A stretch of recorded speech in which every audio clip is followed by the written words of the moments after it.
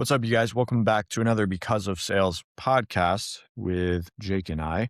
In this one, we talk about some big brand updates in terms of subscribers, our audience, sponsors, that kind of thing. We're going to talk about the state of interviewing in 2026, especially with all this AI stuff. We're going to briefly touch on Claude Cowork, which is a complete game changer that just dropped in this past week. We're going to talk about the different business shapes as per Alex Hormozy and how the sales roles within those can look different ways. We're going to talk about the proper remote sales rep attire, the good, the bad, and the safe zone. And we're going to talk about a recent coffee shop close deal, goodwill kind of thing that happened with the business that I run that I think could be relevant to you guys if you're selling things to people. So before we get into that, you guys go down below. First link in the description, that is going to be our free weekly newsletter. You'll hear us talk about it in the pod, but we just passed 7,500 subscribers and we'd love for you to be on there. Every Wednesday, the same day that these podcasts come out, we're going to send you an even more condensed version of the pod, sub 5-minute read, where I would be surprised no matter what you sell, if you open that email, skim through it and didn't find one thing valuable to you, whether it was entertaining, helpful, or something of that matter. So go down below, subscribe. It is free. And now into the pod.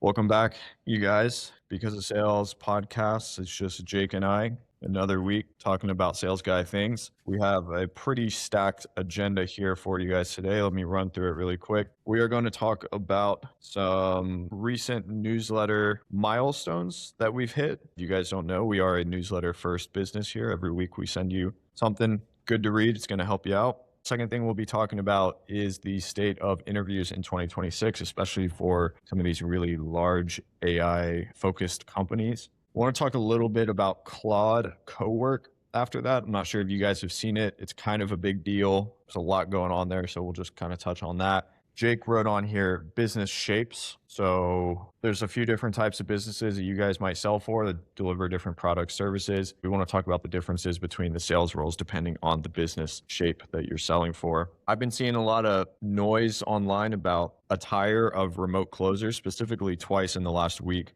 I've seen posts about the way that remote salespeople were dressed and how that influenced buying decision without them even noticing. And then the last thing that I had on here was a personal experience of a 2-for-1 closed deal, unique situation that I think might just be cool to share with you guys and spark some ideas in your mind. So go back up to the top, start with this kind of subscriber milestone that we hit. So we run a newsletter already I tell you guys in every episode to subscribe. I'll tell you again right now, first link below, subscribe, it's free. But we just passed 7,500 subscribers. It's kind of a big milestone. And we're kind of getting into the big leagues now. All right. 7,500 is close to 10K. It's closer to 10K than it is 0. And we got Jake on board. We're here for the long run. And we're looking to get serious with some sponsors, with some products, and just really fine tuning, getting you guys what you want to see from us, whether it's the podcast, the newsletter, the brand altogether. So one thing that Jake and I are kind of spearheading right now is going harder on sponsorships. So if you guys are familiar with our pod, usually about midway through, there is a sponsorship slot, usually default towards promoting our own products and businesses, but we would love to promote yours if you have something that's good and relevant to an audience. Jake, can you riff off some of the subscriber data that you put on the kit? Yep. Let me pull it up real quick. We actually have a pretty surprisingly high quality audience, believe it or not, you guys. You guys are high quality, okay? Yeah, maybe not in the eyes of your own household or your mother, but amongst some sponsors, you guys are really valuable here. So we kind of broke it down into income, experience, authority, and primary role. Some of the cool stuff that sticks out is nearly 70% of you guys earn more than 90K per year, but a quarter of our audience is 160K plus per year. So you guys are established. You guys are making great money, earning for your families. That's really cool. We value you guys a ton. On experience and authority, 3/4 of you have 5 years or more experience in sales, and a third of you have more than 20. So it's a bit of a barbell. We've got kind of some newcomers, maybe in their first SDR, first AE role, and then your bosses or people that have been in the game for a long, long time, VPs, directors, etc. So kind of the whole gambit of anyone along a sales career. Everyone is always looking for the things that we want to provide. And then almost a majority are either sales manager, director or above, or founder, owner led. So a lot of people that have their own products and sell their own stuff, or their CEOs that are still in sales, or they have a product that they still sell themselves. So really valuable. This was insightful for us. Maybe having not looked at this, we thought it was just some young bucks SDRs looking for free stuff, but not the case. Yeah. I wonder how that translates. So this is for the newsletter primarily. I wonder how that translates to the podcast. Hopefully it's about the same. I think it would make sense that it's about the same, right? So yeah. And then we're also trying to find, sponsors. The low-hanging fruit is like sales-related software products, these big, massive funded companies, CRMs. But then there's also another side of this where we promote things that salespeople like to do, like gambling. I'm just kidding. I don't think we'll get to be promoting steak or anything like that. But dude, these nicotine pouches, golf clubs, I don't know, whatever salespeople like. If Rolex wants to run some ads on our thing, we'll take it. Let us know. Kingdom Clash, we got you. Anyways, yeah, it's cool to see that we've got like a good, strong foundation kind of working here. I did want to talk too about, if you guys are reading the newsletter, you've seen that we built our first product and we've made some sales on it. The product is basically like a recruiting, hiring guide. We interviewed a bunch of recruiters, asked them a bunch of behind the scenes questions, and we run it for like $19. It's an hour read. If you read this, like there's no way you don't ROI on it 1,000 times over, more than 1,000 times. But leads me to the point of asking, like, what kind of products do you guys want for us? Sponsorships are cool, but they, I guess, rely on us counting on another business for our business to be good. And so anytime that we can make like directly provide value to you guys to monetize, we'd love to do that. So what kind of products do you guys want from us? What kind of guides, resources? We have this awesome audience that's worth a lot. What can we ask, like crowdsource, to put together for you guys to give you an edge? Let us know in the comments, email us back. We're always open for the feedback. So we are thinking objection stuff is it's been done many, many times before. I am kind of thinking about like some deal analysis stuff. So interviewing people about like big deals and how they got creative in closing, but we're looking for something that's like widespread. So you guys let us know. The cool thing is we have all these badass subscribers that are very valuable, and all these big valuable audience. We're able to like get a lot of information, condense it into something very digestible for you as the individual. And not everyone can do that because they don't have the data. So what do you guys want to see? What do you guys want to know from your fellow salespeople is what we're asking here. So Jake, anything before we move on? Anything on audience or? Nope, it's free. Button below. Yeah, it's always free. Always free. Until it's not.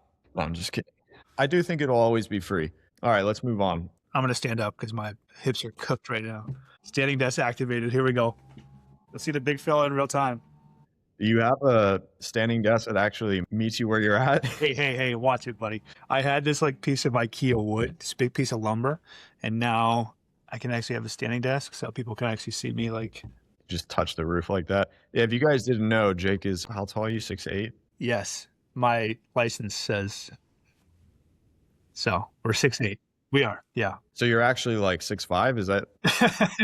Yeah. Every time I go, I try to get another inch to see if they say, I don't know about that. No, I am legally by the state 6'7" and like 3/4 or something like that. So Round up territory for sure. yeah, it is. Yeah. All right, let's talk quickly about interviews. So I saw this reel, I was doom scrolling, and there's this guy, he was interviewing with a big company that I'm not going to mention. You guys might find this reel or whatever. It's a big tech company, like Series E funded or something, like massive. And he's basically upset because he goes through this whole interview process. He's a young dude. I think he's applying for an SDR role. Goes through this whole interview process, and I think he ends up getting denied, but he never talked to a human. So he was putting the effort forward where there would traditionally be like one or like multiple people that he's actually talking to and getting an actual chance. And he's just talking to like AI prompts. And so he goes through this long drawn out process, never gets to talk to an actual human, and then gets denied.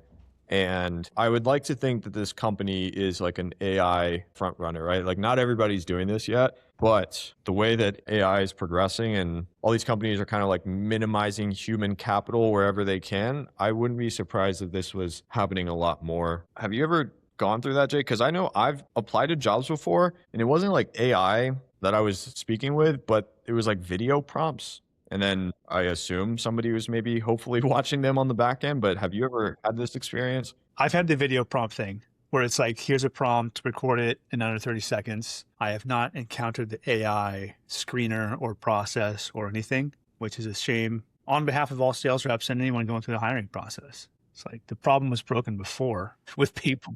I can't imagine trying to go out and grind for an opportunity right now that way. Maybe it's a matter of like, because the resume AI screener thing has been around for a little bit. So maybe it's a matter of just saying all the buzzwords and stringing them together. That would be cool to research is like, okay, I don't even know. These things probably have a name, but like AI interview process, like what are they looking for? That would be cool to learn about. Yeah, we're starting to get there, man. It's like one of the first skills you learn when you try and go out and get a job is how to run the interview process. That's now how to impress and pass the AI. It's a little doomer, but Yeah, especially for a company that, it's a big company. I take it they get a lot of applicants, like have to have some sort of filtering mechanism. And I wonder how much of that is like verbal versus maybe like, can this thing grade your tonality or your presence on camera, the way that you speak? We'll probably do some research on that. But if you guys have experience with that, let us know in the comments. I don't really imagine right now that any company that's not extremely large is doing this quite yet, but I could be wrong. I bet it's expensive. Like people replacement software, it's expensive right now. All right, cool. Let's talk about Claude Cowork really quick. So, unless you guys live under a rock or don't read our newsletter, because it was in our last newsletter, Claude came out with this. I think it's actually an application that you download. I haven't had the time to look into it beyond social media, but I see this as like a really, really big game changer for sales reps. I'm going to do it an injustice right now by not being able to like tell you all that it can do, but just go on LinkedIn, go on X, type in Claude Cowork, and it's basically like a little superhero assistant in your pocket. And as a sales rep, a lot of us as sales reps, it's kind of like our dream to just sell, and then someone else handles the back end so we can just sell and not worry about admin and organizing things and follow up and all this stuff. So if you guys are using this, let us know how you're using it, because I think it's going to be a game changer.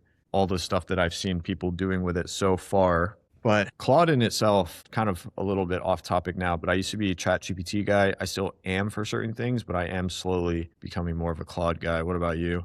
I kind of the opposite, where my AI usage used to be this broad and I like Claude a lot. And then now I just have a very simplified workflow that I use mostly ChatGPT for. For the personal stuff, I use Gemini because it's just connected to my entire Google suite, which is nice. But I've heard Claude is pretty good. They all have their like horses in the race. Whose is Claude? Is it Meta? Anthropic. Okay. Yeah, and they have Claude Code too, which I've not messed with, but apparently it's serious. Claude is like the front runner on the coding stuff, I want to say. Interesting. The teaser video for this, I guess it's now launched, is pretty cool because like we all just know part of the job is the non-revenue generating activities, like non-RGAs. And so it's like, this would be nice. This would be really nice. Okay, guys, quick break in the podcast for the sponsor, which is the business that I run, the Serial Sales Community. The Serial Sales Community is a business that helps people like you, people like me, even people like Jake break into 1099 remote sales roles. So if you have a skill, but you don't like how much you have to drive to use the skill, you don't like how many meetings you have to take to use the skill, you don't like how many expenses you have to use the skill and get the most out of the skill, we help people land 1099 remote inbound sales roles, primarily appointment setting and closing from home for online high cash flow businesses. That could be coaching, consulting, service-based agency, software, boot camps, masterminds, communities, pretty lean, fast-paced businesses, not with huge HR departments. So the game is totally different. You don't find these jobs on LinkedIn or Indeed, you find them in the Serial Sales Community. So if you want the inside scoop on how to get into this industry, do it fast, avoid potential wasted time, then click down below the second link in the description. Learn more about what we do. If you do book a call with us, just mention Because of Sales. We'll give you a little 5% discount on whatever package you choose. Now back to the pod. I don't know if we talked about this before, but we have a mutual friend, Brandon, who's all in the AI stuff, but he showed me something that he did. Gemini now has a Chrome widget that if your Chrome browser is updated, it should be like where you type the URL, should be like right there. If it's not, you can switch it on. But one thing that he showed me, because I run this other community business, we help people do due diligence on jobs. And one thing that he did that I think you could also use for like prospecting, interviews, sales calls is this Gemini widget. It can basically read the tab that you're on and like fully interpret it. You can ask it questions, whatever, but you can also go, let's say you have 5 tabs open and be like, I want to like basically talk to you about these 3 out of the 5. And this could be like company website, email thread, and like it could be totally different things. And it can go and like scrape all this information and just be like a thing that you query. And that is crazy. Like we use it to run some due diligence on some companies. We found founder social media. We found, I think it was like business registration reviews online, and just basically said like, hey, look at all these tabs and tell me everything that I need to know as a sales rep who might be considering this company. And scary. So kind of off topic, Gemini widget, if you guys use Chrome, save you a lot of time. And I imagine as like a sales call, in a sales call capacity, if you have a company that you need to speak with, like that could be really, really good. With proposals as well. Like if you get some type of slide deck, email thread, like if you got freaking 30, 40 emails, that could be a superpower. So let us know if you guys use that. You want to talk about business shapes? Business shapes. So, hey, babe, wake up. New Hormozy album dropped. He dropped this video, I think last week, and it was talking about business shapes and business types. So I don't know. Eventually we'll have a little pop-up visual here, but Hormozy talks about the 4 business shapes. E-commerce is kind of a ladder shape. Services, left, bottom, left, upper, right, just steady scale. Education is peaks early and then kind of levels off, and software starts super slow and then scales all of a sudden. My kind of question to you was, you have pretty good visibility into service, business roles, education, sales, info, stuff like that, and then software. I myself have worked in service, software, and education. I can kind of give some insight here too, but how do you believe the sales roles and like the quality and what life is like within all these business shapes from what you've seen? Well, hopefully we do have this graphic up here so you guys can see. You know, back in school, they have like names for these types of curves and stuff. Like I think one of these might be like a logarithmic. Anyways, yeah, we're sales guys. Well, this education one, it like goes up really fast and then flattens. I mean, all these seem to be about accurate. I think the education thing is super true because a lot of people get cooked on their reputation because they're not delivering. Like education on its own, I feel like only goes so far. You have to like intertwine the education with the service for it to sustain. But as a sales rep, I feel like instead of it saying every business type, it said like every sales role type. I feel like the graphs would be the same because education, you can get in, plug in, make a lot of money fast. Service, slow and steady. It scales pretty predictably. And then software, I mean, we both know kind of what that can turn into. It can be slow in the beginning. And then next thing you know, you end up on this company where you W-2 $1 million a year. Maybe, very unlikely, but it's a possibility. More likely than you'd think, for sure. Yeah. So I think because the sales function is so closely tied to like revenue and the health of the business, I think it makes sense that the shape of the sales role is very similar to the shape of the business. Is that a hot take or does that make sense? No, it totally makes sense. Like, so goes the business shape, so goes the sales role. I think that's probably the case too. Man, even e-commerce, I'm looking, e-commerce is the latter one. I guess if you're selling like to distributors, it's not a bad role either because you kind of grow and your comp grows up every year. And the more that you get demand for your products and recurring customers and there's buyers, relationships, like I could see how that could scale out too.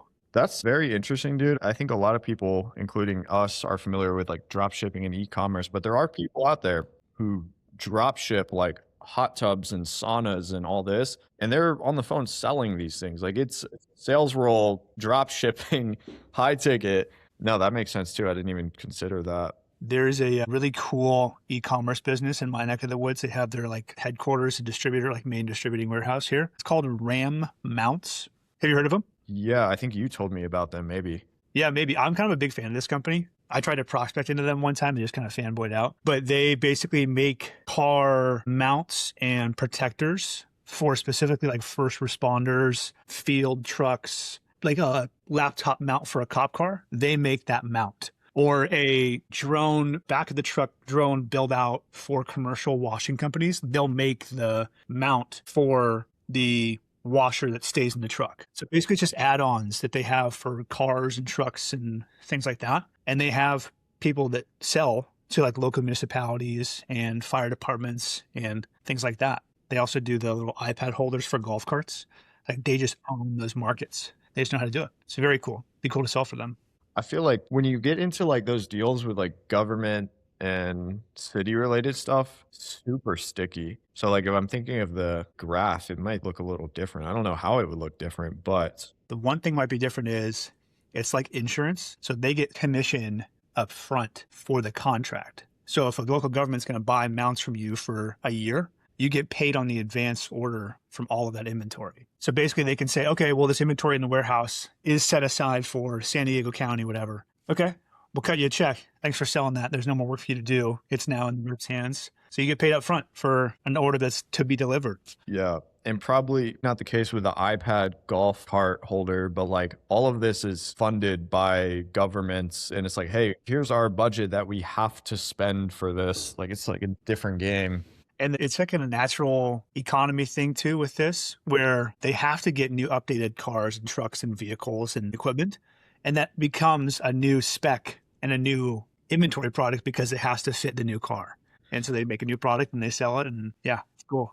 One of my childhood best friends, his family owns an electronics shop and they do all the electronics, like the police cars and stuff in San Antonio. And they've been around for a long time. I don't know. They do like all sorts of like utility vehicles like that. It's just like recurring. They don't really have to prospect at all. It's just like the sales guy's hopefully eating good off that. I know we're kind of pushing on time here. So let's get to our next topic, which is remote sales rep attire. So 2 posts this week. I saw one from good homie of mine, Casey. We're basically talking about how individually different experiences, they got on a sales call for something. I don't know what the product was. And there was a person on the other end of that. And immediately before any words were exchanged, there are judgments being made based on what the salesperson was wearing, basically. Both judgments and probably why there were social posts made were negative because these people didn't look the part, whether it was like the background, it was them wearing a t-shirt like me. I'm on a podcast right now. It's kind of different. But people are saying, so I've heard collared shirts, quarter zips are safe zone. If you show up wearing anything more than that, you're actually deterring people in a different way than how you would deter people with a t-shirt. If you're too dressed up, it's almost like imposter syndrome kind of thing. And if you are wearing a t-shirt like I am right now, you're just not serious, apparently. So I think what you got on is safe zone, man. Hey, this is the model, folks. Yeah. I also think once you turn 30, all the t-shirts disappear out of your closet. So maybe I'll wake up soon. Somehow this came into my life and my t-shirt count went down. I don't know. Just like every week, like another one's gone. I don't know where they're going. They're like socks in the dryer. All the big holidays, man. Your big present is a nice new quarter zip or something. I'm ahead of the game. I started asking for them. I made a list. I said, hey, here's some crispy QZs. Yeah, put a little EB t-shirt underneath you. Eddie Bauer, Nike quarter zip. That's all you need, man. This is kind of like your zone of genius here, because I've seen you make some tweets and some posts about like brand specific thing. This could be a because of sales product little shopping list for you guys. I don't know. Remote sales shopping kit, gift guide. I got you. It could be. If you're getting cooked on your sales calls and losing frame because you got that baggy t-shirt on, we got something for you. Yeah. That could actually be good. And then we could have something like, here's the 6'8" standing desk in case you need that too. And the lighting and everything, the hair products. And hey, come on now. JP starter kit. Yeah, you got it. I'll put it together. I think there's something there, dude. You know, I wear t-shirts a lot. I know a lot of people that wear t-shirts. I do think there's a lot more that comes into play. Like the t-shirt alone, in a way, can also be frame. Like if you just pull up in a t-shirt, it's like, man, this is how I dress. But you have to be competent. I think the safe zone is some sort of collar, definitely a plain t-shirt. It depends who you're speaking to, what you're selling. I'd say, man, we know people that print money wearing t-shirts and tank tops even. I'd say you lose more sales by not having the skill set and having a little bit of aura and confidence. And you wear a t-shirt, but if you have a little bit of aura and confidence and you wear something more than just a tee and have like professional background, that's probably the big one, you will make better impressions and probably lead to better sales numbers for sure. Oh yeah, I wear hoodies a fair amount too. I know hoodies, could be controversial, but I have a setup with an actual camera and lighting and background. And I think even just being in that, like right now I'm not there, but being in that makes a huge difference maker, man. It shows that you actually do this. You can afford to have that. Like there's a guy that comes to mind. He's in our sales community. Every job he applies to, he's a good closer, does like 15K plus per month, 20K months, but he has like a professional, like YouTube studio style background, camera, mics, lighting, super clean, and his application to interview rate is like super high because of that. So I think he just wears black t-shirts. So something there. Let's move on. Last thing for this episode, coffee shop close, kind of. So I, again, run this other business, trying to think of things to speak about that are happening with us, with our businesses, what we're doing. I, this weekend, went to a coffee shop after a run, get some coffee, gonna go do some work. I get approached by someone that recognizes me or our business from the internet, talk to them for 15 minutes, share a little insight, and then go home. Don't think too much of it. It's cool to meet people. Next thing you know, that person buys our product, not just one of them, but two. So they're like family members. They buy it both. And I would have never suspected that. And I think the message that I wanted to get across here is just kind of like a combination of doing one thing well for a long time, the compounding there, the time in the game, putting your best foot forward. I personally put my first and last name on this business, put my face on it, blast it all over the internet. So I think just like the compounding goodwill causes, sales cycles to condense a lot. There's a lot of trust. If you guys are selling something where it makes sense to post content, if you want to cut your sales cycle in half or into a quarter potentially, I think YouTube, podcast, email is a game changer. Another experience recently is we have a super strong referral system in our business, and we're getting to the point where 1 in 3, 1 in 4 people that are joining are actually being referred by other people who have had a positive experience. And it's just time in the game, man. So like our marketing is going further, our results get better. It's almost like this flywheel effect. And I experienced this when I was in roofing sales as well, doing good work for people, getting recommended to the neighbors, not just the company, but me as a representative of the company because of the job that I did. Have you, Jake, been in any experiences where it's like you were there for a while, you start to build kind of like your own name within the company and become like the go-to guy? I haven't been in one role probably long enough to do that, but I've been in high ticket enough to get kind of an opportunity I'm in now. It's just time in the game. Yeah. You can't like snap your fingers and have it overnight, but if you just show up, I mean, that's how we ended up here partnered on this. It's like you just were the guy doing good stuff for a long time, and it just started to make more sense than it didn't. My note on this for everybody out there is like everyone is always trying to constantly engineer referrals or virality or word of mouth. And the more and more I'm in online business in particular, where this is the hardest, you can't engineer it. It just happens as a result. And it always happens later than you think. But I think it's more powerful as a magnitude than you think. Yeah. I think it's a little easier in this style of business because the bar is very low. Talking about a community/service-based business for salespeople, and with what you guys work in, I'm sure you get a lot of referrals as well.